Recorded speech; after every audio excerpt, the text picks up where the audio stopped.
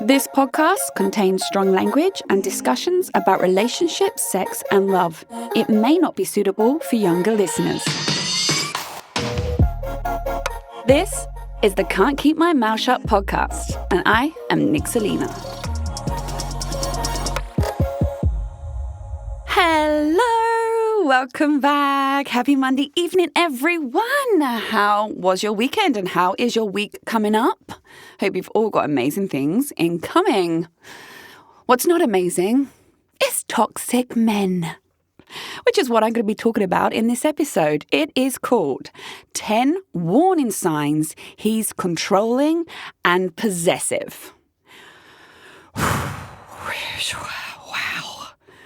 Do you know what's really odd? It's taken me 8 seasons to actually cover this topic. I was like, what? Because obviously every time I want to bring you fresh material, I'm like, okay, I've covered fuckboys, I've covered narcissists, I've covered this, I've covered that, I've talked about sex, I've talked about bum fun, I've talked about dating apps, but I try and give you something new. And I don't know why, for the love of God, I have never spoke about nasty, toxic, controlling, and possessive partners. Because they are rife, ladies and gentlemen. And I'm shocked. So, here we are. I have a lot to say, so it's going to be another part 1 and another part 2. So you're going to have to stick with me for the next 2 weeks, and I hope it helps. As always, I hope it's informative. And if you are in this situation, please heed my advice and run a fucking mile. So, what makes him controlling and possessive? We're going to get into 10 warning signs. If he exhibits just 1 or 2 of these, it's enough, okay? You don't need to go, he only has 7 of them. Yeah, 7 too many, darling. 7 too fucking many. This is a male dating personality that you want to avoid at all costs. And so we need to spot these warning signs before you get way too emotionally involved, too attached, and suddenly you can't leave them. Anyway, without further ado, Point 1. Things start fast. It feels like he's a great guy. He pays attention. He's interested in all the intricate details of your life. He silently listens to you. He likes to know who you're with and what you're up to. He takes an interest in your hobbies, in your work, and he seems to really care about you. Much like the narcissist, he will probably be love-bombing you, and honestly, you will feel amazing around him. You will feel so seen, so heard, so special. Toxic men are, sadly, usually very charismatic. They're charming to a fault. They're fun, they're outgoing, they can hold court when they walk into a room, and half the time they're usually attractive. Or if they're not that attractive, that magnetic personality elevates their attractiveness in person. You feel incredible. And what they do also is they try and fast track your connection. So they might ask you to be exclusive after you met only 2 weeks ago. You've seen each other 8 times, and they're like, can we be exclusive? Can we be sexually exclusive? Can we be trying to bond to you very quickly? Or they ask to live with you, or you move in with them, or they move in with you within months. Months. And of course, it makes you feel like you found the one. And sadly, my darling, that is exactly what it's designed to do. Unfortunately, he'll use a lot of this stuff against you later on down the line to make you feel like it's your fault that things aren't as good as they used to be. Point 2. He's charming, but insistent with it. So the controlling guy will have opinions on your life choices, how you dress, how you look after your children, how you look after your pets, how you deal with work, your social life. And he'll push you softly towards what he wants and needs from you. So it's quite insidious. You will then suddenly start falling in line to suit his expectations on how a partner should be. And it's always orientated all around him. So one example, you can't go to clubs without me. Oh, I love clubbing. Yeah, I'm cool. But we'll only be going to clubs together now. Oh, that dress, it looks beautiful on you. You need to put a bra on with it. And it'll be a backless dress, so you can't. You go, don't be ridiculous. I can't put a bra on with this. Okay, well, then you only wear that dress when you're with me. It makes you feel so backwardly special that okay, I obviously look so nice that he doesn't want anyone else to see me like this. And he says it in such a charming way. He's charmingly insistent. And that is why it's so hard at the beginning to see it as a red flag.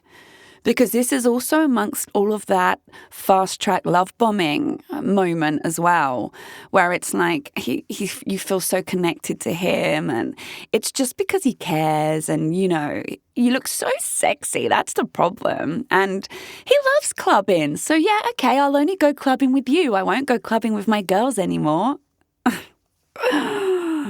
No. Fuck no. Point 3, he invades your personal privacy very early on. Now, this is a tricky one because I always have an open phone policy in my relationships, always have. And for me, it's a healthier narrative than being like, we don't get to look at each other's phones, we don't have each other's passwords.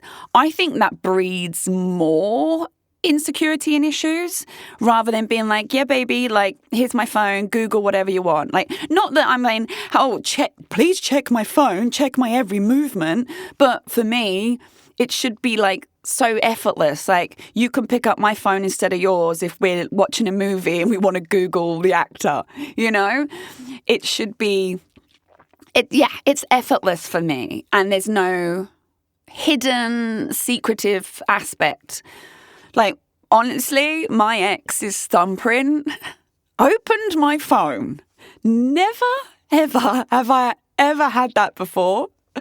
And I didn't care. I loved it because it meant I didn't have to constantly do it myself or put my password in. I don't know how. How do we have matching thumbprints? Is that even a thing? I'm shocked. Unless he registered his thumbprint, but that doesn't work because I already registered mine, right?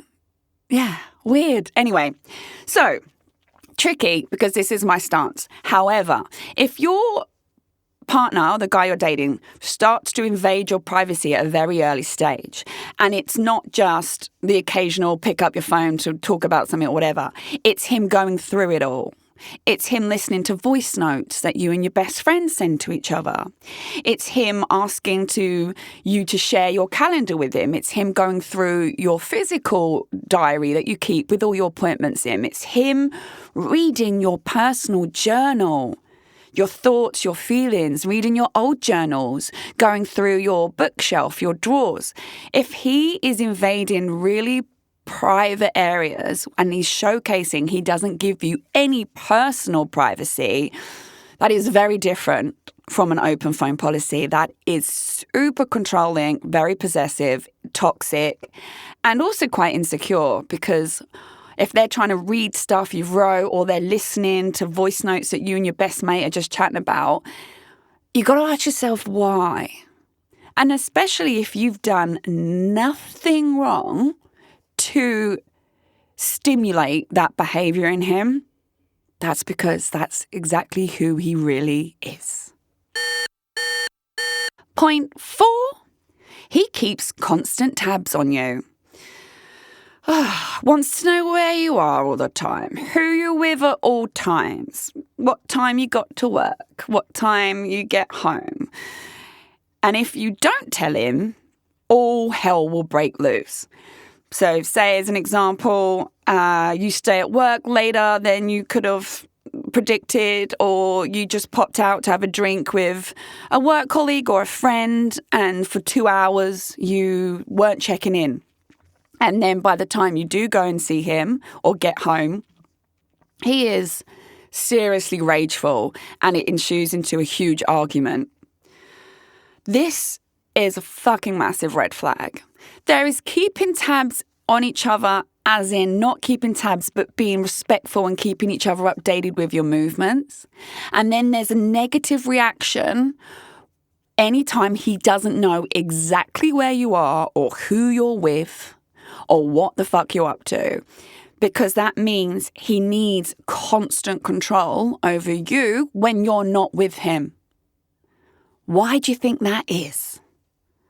And then what happens with this shit is what you will be so fed up with the arguments, or you're so scared of the rage and you can't process it. Like, what did I even do wrong? Like, oh God, like I didn't, it's not like I weren't texting you. I forgot. I was talking to someone. I was having a drink.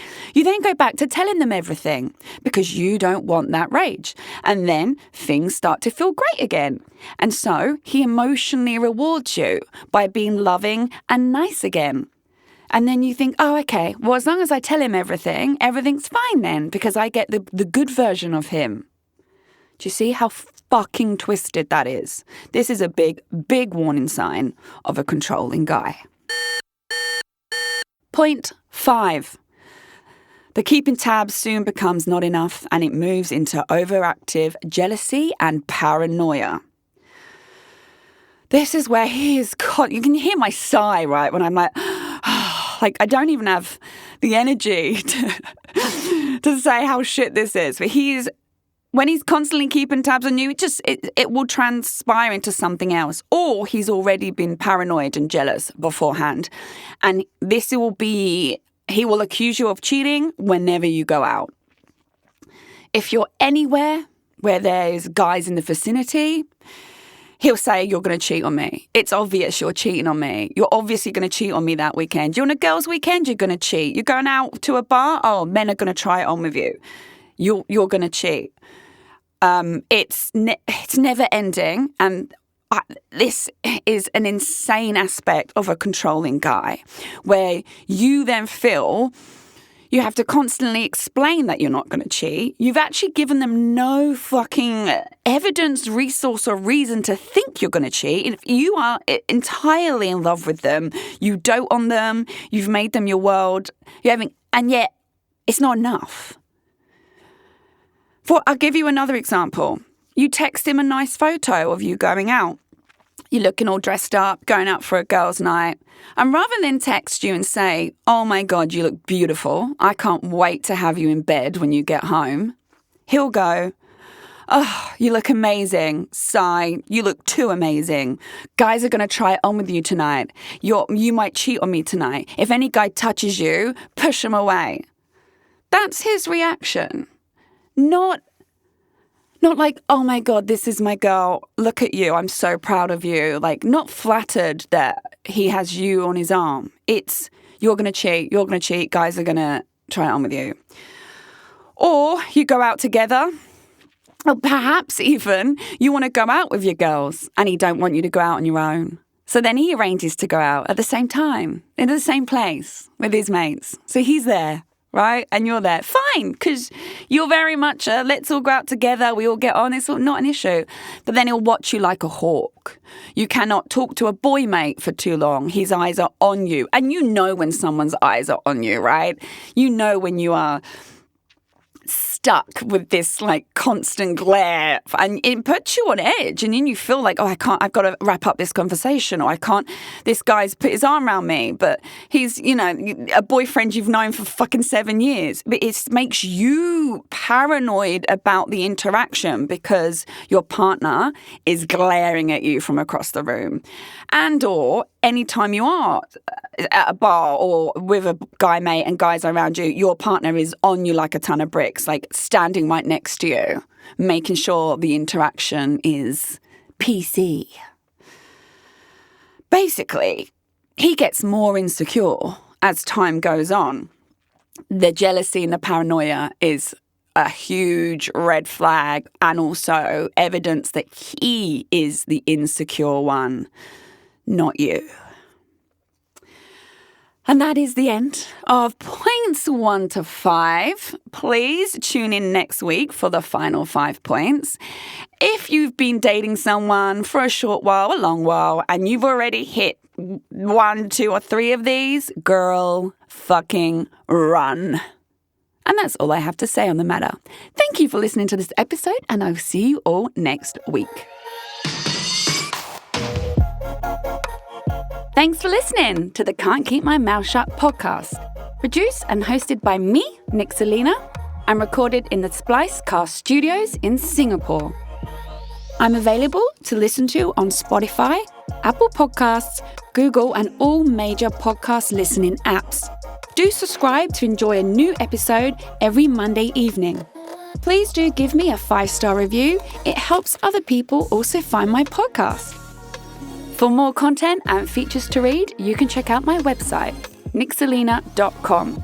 That's Nixalina.com. I'm also on social media. Simply search at Nixalina, Nixalina, to find me.